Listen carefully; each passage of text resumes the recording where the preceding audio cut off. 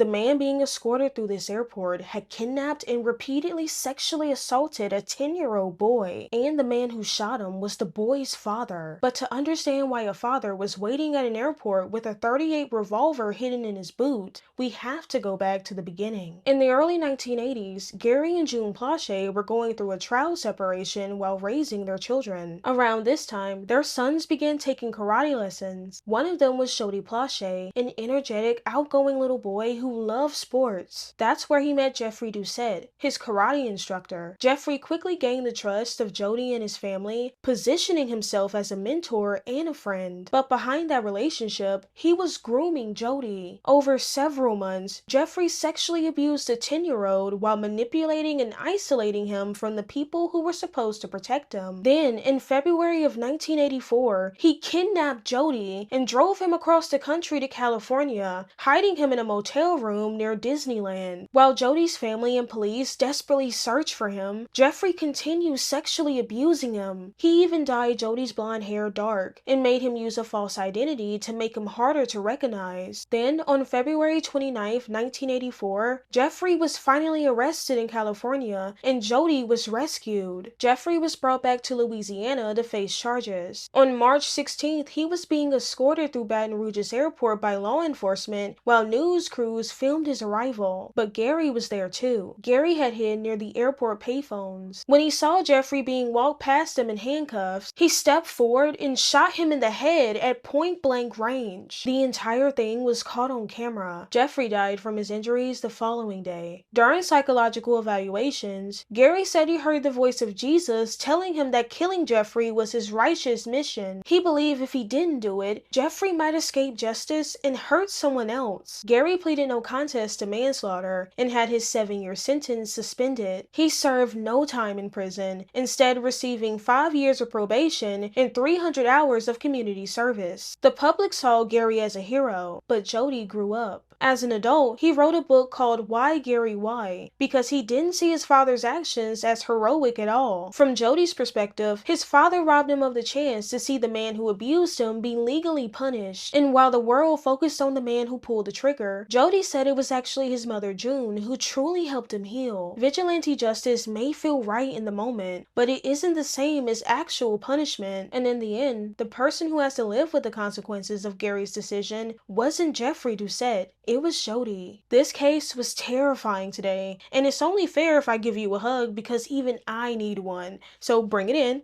please. What do you guys think about this case? Leave your thoughts in the comments below.